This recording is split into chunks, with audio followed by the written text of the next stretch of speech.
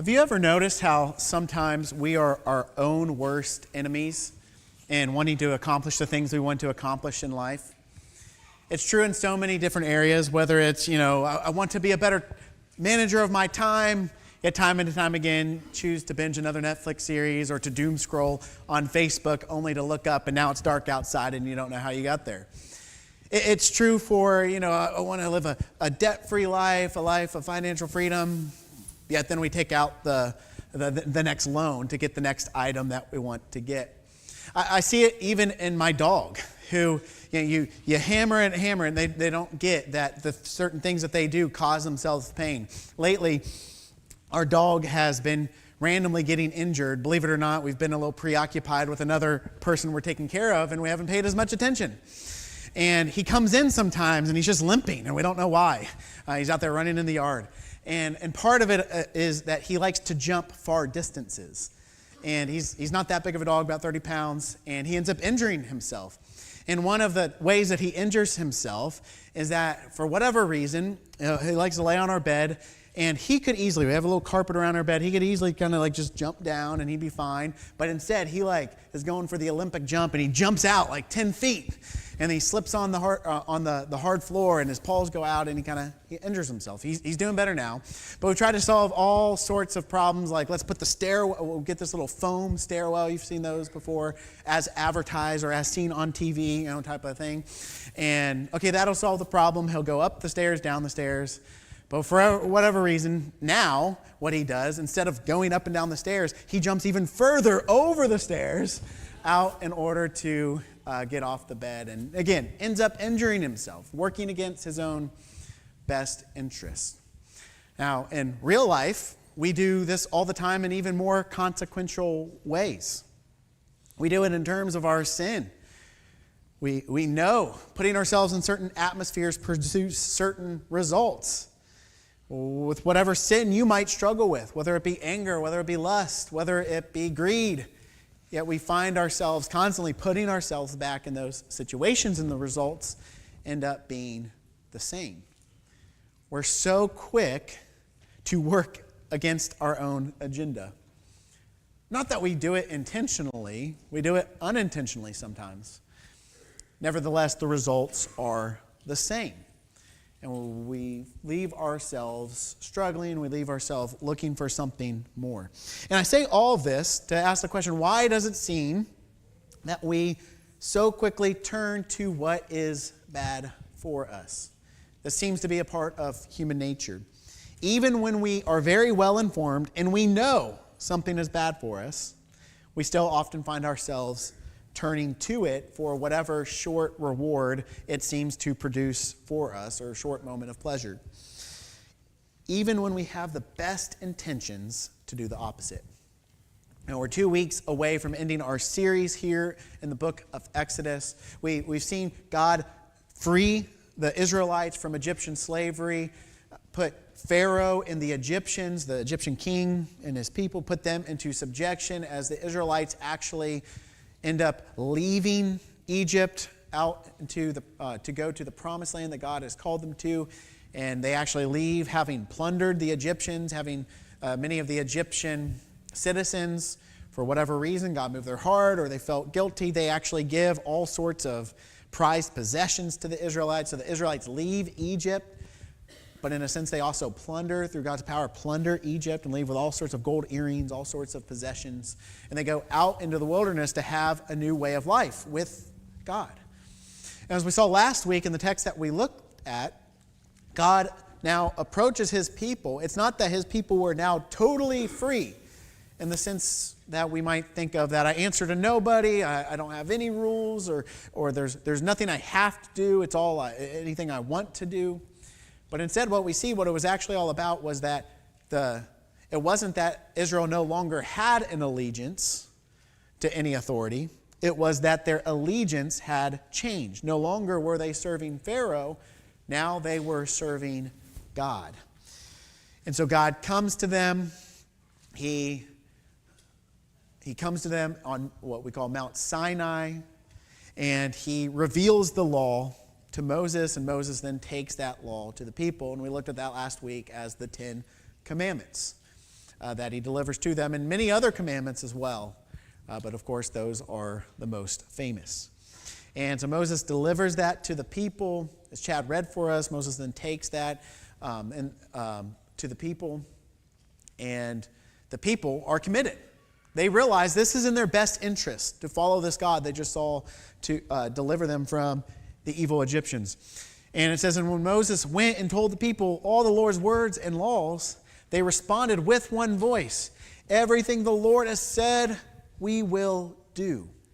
And this is actually not the only time they say this throughout this entire discourse of receiving instruction in the law from God at Mount Sinai. They say it over and over again with one voice. Everything the Lord has said, we will do. They understood very clearly that it was in their best interest. If they wanted to live the good life, if they wanted to live a life of flourishing, of fruitfulness, of having all of their needs met and more, then they needed to obey all that the Lord had commanded. He made some big promises to them. They received this land, as they said, flowing with milk and honey, this land that was to be highly sought after. And so they realized that. They realized it was God who was going to get them to where they wanted to go. Now, ultimately, what God wanted was a relationship, them to seek after Him. And in fact, when you look at those 10 commandments, they're highly relational. Last week we looked at that the first 4 are all about how we relate to God as image bearers. We are created in the image of God, Genesis 1, 26 through 27, for the purpose of partnership and right relationship with God. And so those first 4 commandments are about how we relate to God and how we live in right relationship with Him. And then the last 6 are about how to be in relationship with other people, how to treat others. And kind of sum that up as Jesus said, love God, love your neighbor. On these hangs the law and the prophets. And the Israelites say, with great intentionality, with the best of intentions, with the right heart, they say, everything the Lord has said, we will do. And we go back to the mountain. And Moses kind of goes back and forth as he receives the law from God, and then he goes down the mountain and he goes and he delivers the law to the people, and they say with one voice, everything the Lord says, we will do. And I think we probably can relate to them at many points in our life where we have the best of intentions. We know what we ought to do, and we want to do it. We understand that God's got our best interest in mind, and we want to serve Him. We want to follow Him. We want to obey Him. We want to partner with Him in what He's doing in the world. But as we know from our own nature when we look in the mirror, that sometimes we work against our best intentions. Now, or our best interests, I should say. Now, with the Israelites, they're waiting at the base of this mountain. They know Moses has ascended the mountain to go and to talk to God, and he returns to the top of the mountaintop, receiving God's will. But the people are down at the base of the mountain, and it turns out Moses is actually up there for about 40 days. Now, that's a long time. In the grand scheme of things, you think that's not very long.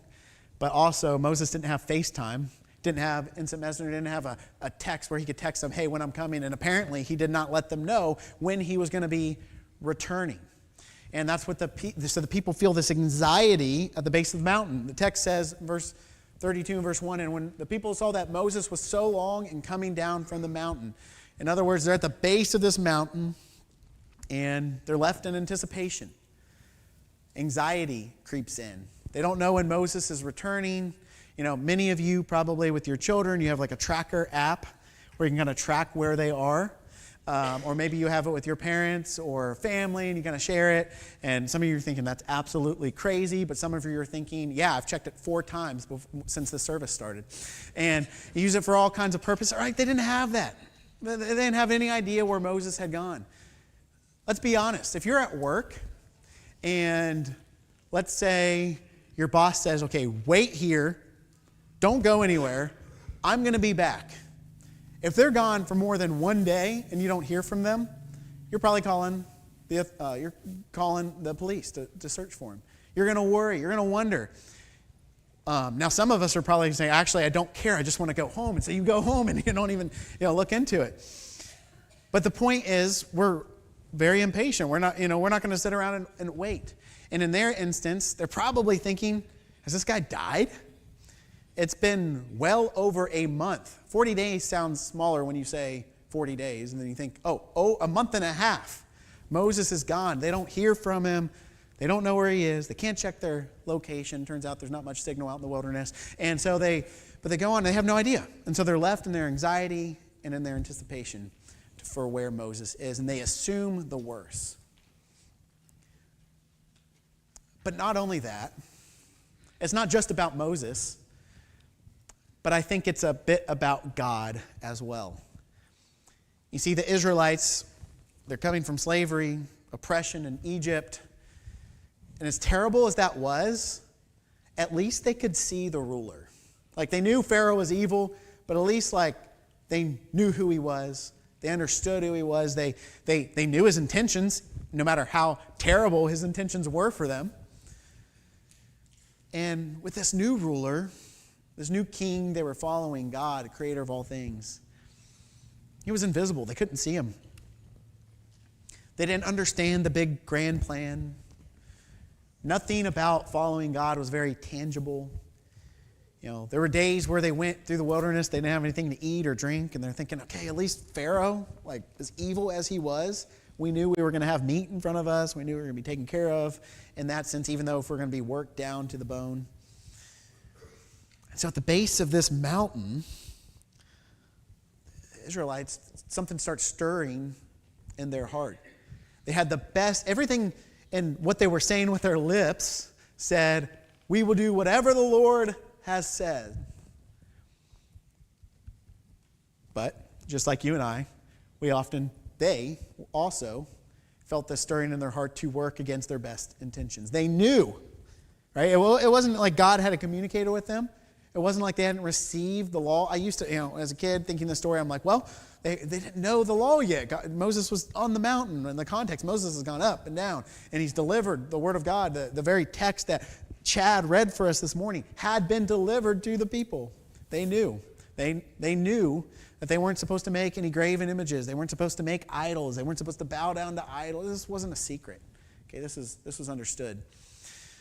But the Israelites at that base of the mountain, I think we can relate when you're at that base of the mountain. You're in a moment of transition, or you're in a moment where you just feel stuck. You've plateaued. Things at work don't seem to be going very well. You don't really know what's next. You don't know how your boss is going to respond to you. You don't know what doors God's going to open next. You're waiting on a diagnosis. You're waiting on a report, or whatever it might be. And you're at the base of the mountain. And what happens with us? For a number of reasons, whether it's anxiety, whether it's fear, whether it's pain, whether it's just boredom, we end up giving ourselves to something that works against our best intentions. And that's ultimately what the Israelites do. In the next verse, they come to Aaron, who was supposed to be watching over the flock. And they gather around Aaron, who was Moses' brother, and said, come, make us gods who will go before us. As for this fellow Moses, this random guy, this fellow Moses who brought us up out of Egypt, we don't know what has happened to him. And part of that's understandable. At least to come to Aaron and say, hey, we don't know what happened to him. Understandable. But it's the first part. It says, and because of that, we want you to make us gods who will go before us. In other words, we want something tangible. We want something visible. We want something where we don't have to guess, and it may not be nearly as powerful, but we can predict it. Make us gods who will go before us. And we got to stop for a second here. Because when you think of Moses and Aaron and their partnership as brothers, Moses goes off to this important mission. He says, Aaron, I'm leaving you in charge. Like, you're calling the shots while I'm gone. Make sure they don't get any trouble. Here's the law. And I don't know, maybe I'm a little crazy for thinking this, but you would expect some kind of resistance from Aaron, wouldn't you? But instead, it says, make us gods. And he says, okay, take off the gold earrings from your wives and your sons and your daughters you're wearing and bring them to me. And it says, and he took what they handed him and they made him into an idol in the shape of a calf, fashioning it with a tool. And it's kind of amazing. It's like, Aaron, what are you doing? You're supposed to hold down the fort. You're supposed to say, you can say no.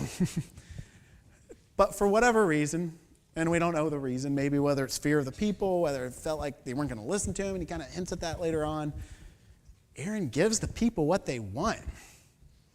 And as another side note, we understand in life and leadership, there's times where it's temptation to, people don't like the message. They don't like the truth. Let's just give them what they want. Just do it so they come and so they stay a part of what we're doing. There's that temptation. You ask any church leader, there's that temptation. How do we make it so nobody leaves? How do we soften the blow? And looking in our context on this side of the cross, some of Jesus' teachings are kind of hard. You read the Sermon on the Mount lately and applied it to what's going on in the world? Pretty difficult stuff. And there's part of us and part of all of us. And whether you're talking with your friend or your neighbor or your coworker, when you're talking about the teachings of Jesus and you think like, let's just make it a little bit easier. Let's make it a little softer. Jesus didn't really mean that whole turn the other cheek stuff. He meant that and then come around with we want to soften it. Whatever the teaching of Jesus might be as disciples of Jesus. And Aaron's job was to hold down the stronghold and to keep the people accountable to the law of God. And for whatever reason, he gives them over to what they want. And from another angle, God does that as well. God often gives us over to what we want.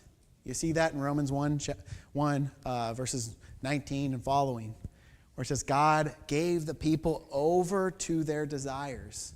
They wanted to worship the creation rather than the Creator, and all sorts of brokenness results from that and that discourse there in Romans. And we know that from our own lives. When we knowingly step into something we know that's going to harm us, turns out it does exactly what we thought it would, and it creates harm. And so the Israelites create this golden calf. They bow down and they worship it. And here's the worst part of it. Not only do they begin to obey this representation of the gods, you realize how did they make the golden calf? They used it from the gold that they got to Egypt. And so they're using Egyptian gold, worshiping these gods, perhaps from Egypt, perhaps that they made up on their own. We don't know. But here's the worst part, is that they attribute, at the end of this verse we've already read, that the people then say, these are your gods, Israel, who brought you up out of Egypt. In other words, they attribute what God, the creator of all things, has done, they attribute to this golden calf. And they take credit from God and give it to this. And you think, how? How did they get here? Hope I've painted that pathway for us to see that. But ultimately, they wanted something tangible. They wanted something they could put their eyes on and bow down in front of and worship in this sense. The God who led them out of Egypt was much more mysterious at this point. Exodus is all about him revealing himself to the world. And in fact, oftentimes we see passages that suggest if the Israelites were to look at God with their eyes, that it would kill them. And so it was in some ways, he was something to be feared by the Israelites at this point. And so here we find them at the base of this mountain, doing exactly what God had warned them not to do, which was to make an idol, to worship it, bow down to it. The Israelites knew it. They knew that this was not the God that had led them out of Egypt. But again, they work against their own interest. They convince themselves, okay, here's something tangible, here's something good. We see the rest of the world bowing down to these idols. Things seem to be pretty good for them. They got pots of meat in front of them. Well, let's bow down to those same gods. So in the words of Kyle Eidemann, he said, they traded the creator God for the God of their own creation. In other words, when God was delivering the law, the whole point was that God was making a people in his own image. A recreation of what happened on creation when God created male and female in his own image. He calls Israel out to be this treasured possession, that they would end up being the vessel to flow blessing to the entire world on behalf of God, in partnership with God. They would be in his image for his purposes. And yet here they are, rather than allowing God to shape them into his own image, here they are creating a god from Egyptian gold in their own image and their own creation. But before we're too hard on the Egyptians, we realize that we can fall in this temptation even today. And I know what you're thinking. Yeah, okay, I'm not forming any idols. I'm not taking down gold or taking gold and capturing it and bowing down before some sort of idol. And in the Western world, or at least in United States, we kind of think like, I can't even get my mind into why we would do that. Yet implicitly, we do it all the time. And Kyle Idleman continues on. He says, what if it's not about statues? Yes, there's something tangible. It's something we can put our hands on. But what if the gods of here and now, in 2025, are not cosmic deities with strange names? But what if they take identities that are ordinary, that we don't even recognize them as gods at all? And what if we do our kneeling and our bowing with our imaginations, our checkbooks, our search engines, and our calendars? And what he's really getting at here is the heart of what idolatry is really about.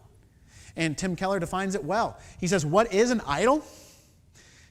It's anything more important to you than God. Anything that absorbs your heart, imagination more than God. Anything that you seek to give you only what God can give. And if I can add to that a little bit, it's also anything you give your attention to that's in competition to God. Maybe it's not even maybe you say it's not more important to God, but if it's like anywhere near the same playing field, or it's taking away from your focus on God, like all those things become idols. It's not ultimately, like if you wrote down your priorities and you put God at the top, that doesn't mean that you still can't commit idolatry. Because we do it all the time. Instead, it's anything on that list that detracts us. Because God isn't just like one on a list of a bunch of things. Like God is just He's the foundation of the list. Like nothing even can make that list with God. Like that's how totally different and better and greater that He ought to be in our lives. And so the Israelites, they find themselves worshiping an actual idol. And the text tells us in verse 6, it says, so the next day the people rose early and sacrificed burnt offerings and presented fellowship offerings. Implication is to this idol. And afterwards they sat down to eat and drink. And they got up to indulge in revelry. Some of your translations say they rose up to play. And there's all sorts of imagery and all sorts of thoughts of what that might have been. And none of them are good. Let's just say that. And some theories are more explicit, if you get what I'm saying, than others. But the point is they're worshiping an idol, and it affects their behavior, and it's in competition with the God who actually set them free from Egyptian slavery. So God does not allow this thing to just go unaddressed. God knows it as soon as they're doing it. He knows the intention of their hearts. When He delivered the law, He knew the intentions of their heart and what they would fall into. And so as Moses is still on the mountaintop and his journey up there, God says to him, it says, then the Lord said to Moses, go down, because your people, whom you brought out of Egypt, have become corrupt or impure. They have adulterated themselves with this idol, is the language that's often used with idolatry. And he continues on, he says, they have been so quick to turn away from what I have commanded. You remember when they were praising me with one voice, saying we're going to do whatever the Lord says we will do?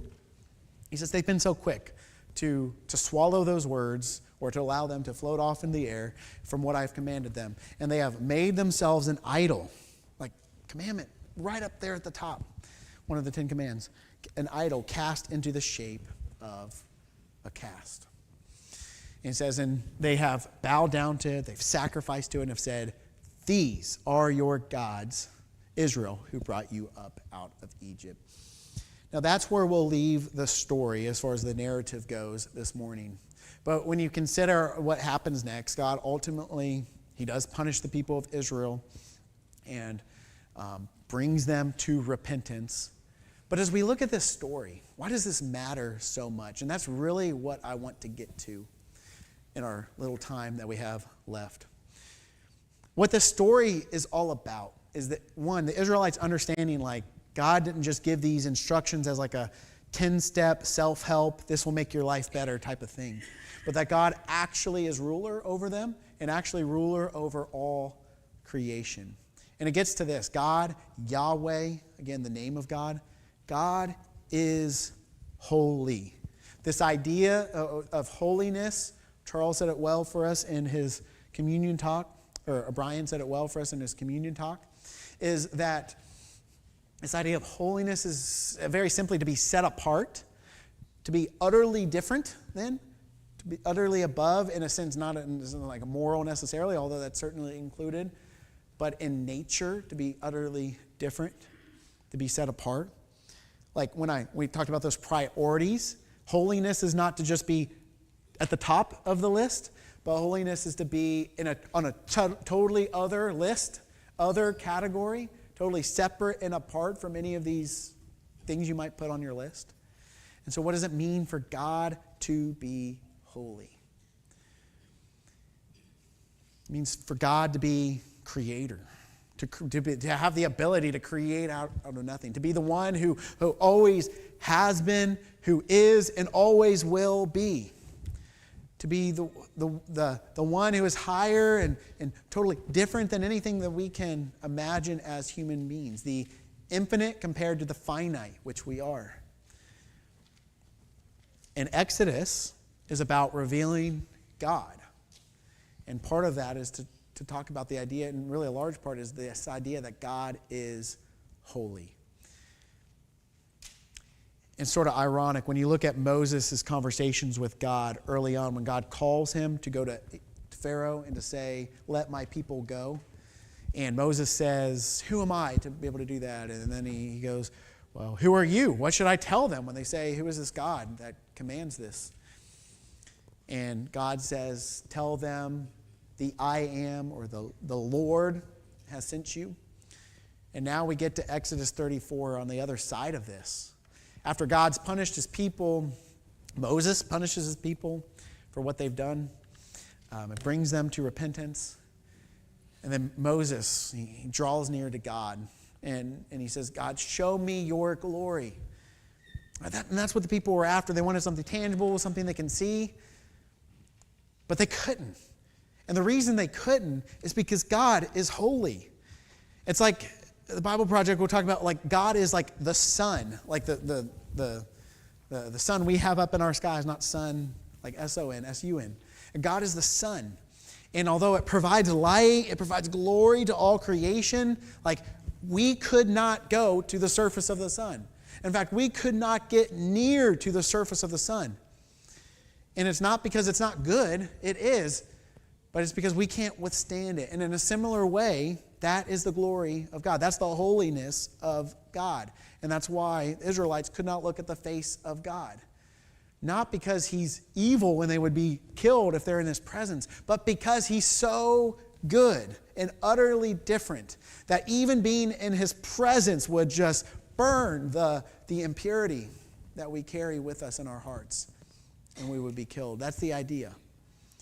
But God grants Moses to be sort of indirectly in his presence at this point. We're going to talk about this idea of being in the presence of God as we wrap up this series a bit next week. But in Exodus 34, Moses, in the cleft of the rock, gets to be in the presence of God and just kind of see the shadows of his glory pass by.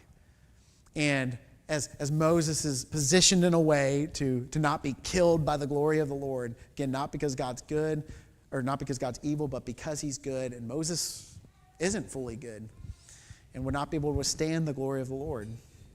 And in Exodus 34, as the presence of God passes by Moses indirectly,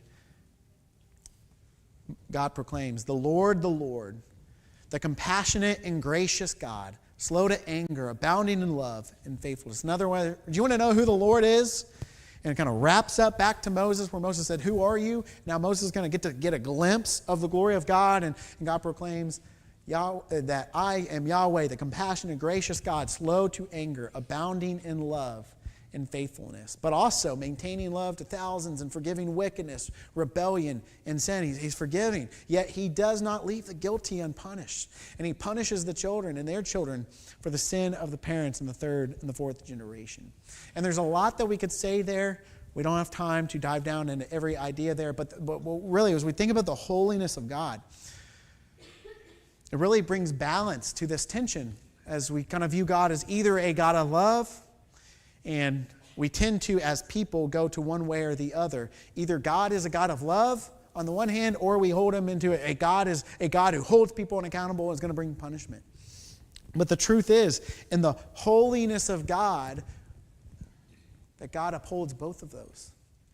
That God is at the same time fully gracious, fully loving, fully willing to forgive, but at the same time, he's going to hold creation accountable. He's going to hold human beings accountable for whether or not they've decided to submit before him and bear his image in right relationship and right partnership with him. And that's hard for us to hold that in balance, but it's not hard for God. And God's able to do it perfectly. And part of the reason we see that tension in God, and really the tensions within ourselves at the bottom of the mountain, the reason at the bottom of the mountain we struggle to accept who God is in terms of creator, holy God over all things, ruler over all things, is because we're not good. And so we can't imagine how you can have a being who can be both completely gracious and loving at the same time as righteous and holding accountable those who do wicked acts. We're not talking about getting this jot and this tittle wrong in the law. We're talking about oppression of other people, Pharaoh-type wickedness, Israelite-like wickedness, when not only do they bow down to idols, but they end up inflicting pain and oppression on others later in their history. Like real wickedness, real evilness. And that we're honest, we find within ourselves as well. And so we struggle to imagine a God who is both loving, gracious, good, and holds people accountable, and will ultimately punish those who work against his interest to bring his goodness to his good creation. That's hard for us to wrap our minds around, and part of it is because of what's inside of us, not who God is. And so coming before God, and what Moses is learning, what the Israelites are starting to learn, is what it means to be in the presence of God and what it means to accept God as he is. And we'll leave it there for next week. But for you and I, and for the Israelites, here's this. Not only are they to accept God as holy, but God calls them to be holy as he is holy. In Leviticus 19 and verse 2, he tells Moses speaks to the entire assembly of Israel and say to them, "Be holy, because I, the Lord your God, am holy." And of course, you find it throughout the New Testament as well, as Peter and his epistles brings us back to this command and many other places. And that leaves us having the question, okay, we know what it means for God to be holy. We can't kind of grasp it. We can't fully understand it because we're finite. He's infinite. But we spend our whole lives trying to understand the anomaly of God and who he is and what it means for him to be holy. But we know we have a command. You have something to do today before you even step out of this building, to evaluate yourself and to say, am I holy as he is holy? And what does that mean for us to be holy? On the one hand, we might say it's moral perfection, and that's typically how it's thought of, is that I accept all the right beliefs, I get all the right actions right, and when I don't, God forgives me and restores me as holy. And as with most things, those things may have like parts of the truth, but they don't represent the whole. And instead, they sort of reflect this other version of us as we're sitting down at the mountain waiting on God, and we actually miss it. We end up missing God when we make those things what holiness is. But instead, holiness, as God is holy,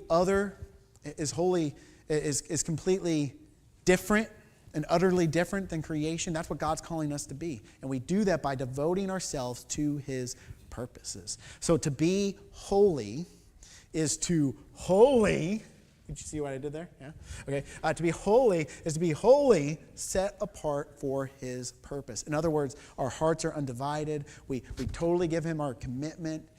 And yes, even going back to what the Israelites committed to do, even though they missed it, it's to say with one voice, we will obey the Lord in whatever he says.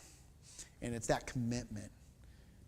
Now, because we live at the base of the mountain right now, we're ascending, we're growing closer to God, we're becoming more like Christ, we're going to find ourselves missing that all the time. Nevertheless, we keep coming back to the glory of the Lord. We keep coming back to his feet. And through Christ, we find redemption. But as you think about this idea, our whole life being devoted to the Lord, this ought to impact everything. This impacts how you live at work. This impacts how you are as a father or a mother, a son or a daughter, a neighbor. This impacts how you treat those who are different than you. This impacts what you do with your life and what you see as your purpose, your God-given purpose. This impacts everything, how you spend your money. It impacts how you go about your life when you're just going around the supermarket and you're there for your purposes but being able to see people as created in the image of God. It's everything. Totally captures our entire life and who we are. And you might be saying, well, I'm just not good enough for that. I'm not good enough. And I want to end with this thought. Many attribute it to Charles Spurgeon, who was a theologian centuries ago, but actually we don't quite know who said it. But they said this: holiness is not the way to Christ. Because when we step into legalism, which kind of captures this idea of okay, if I'm just good enough, I'm just morally perfect enough, that's what it means to be holy. But that's really a base of the mountain type mindset, right? It's missing the bigger purpose. And holiness is not a way to Christ. In other words, you don't become a follower of Jesus because you've mastered the way of Jesus or because you've figured it all out and now you've put it into practice perfectly. We know how silly that sounds because we can't do it. And we're going to constantly find ourselves before the idol at the base of the mountain if that's the game we're trying to play. But instead, Christ is the way to holiness. And we keep positioning ourselves at the base of the mountain, not before the idol, but before the mountain where God is. And place ourselves in subjection to him, realizing we're not going to get it right. Seek his forgiveness because that's who God is. He's compassionate. He's good. He's forgiving of all sin, wickedness, and evilness that we find within our hearts as God pronounced about himself. And we find ourselves before him, the God who is holy. Wherever you find yourself this morning, seek him. Draw near to him. And as we're going to see next week, he's drawing near to us as well. Whatever your need might be, we invite you to take a step. Maybe you want to step in with one of our shepherds, one of our elders into the prayer room. So many people take advantage of that, and we're so thankful for that. We're thankful for shepherds of this church who care about the holiness of God and care about God's goodness and righteousness, and also that he has a standard. And they want to help us walk into that, to continue to position ourselves before the Lord. And you can go sit with them, and they've got your best interests at heart. They're people who love Jesus, who want to seek Christ and seek his kingdom. And you can go sit with them. Or maybe you have a need this morning. And as we sing this morning, if you want to respond today, come before the mountain of God and submit yourself to him. You can do that as well. Whatever your need might be, we invite you to come while we stand and while we sing.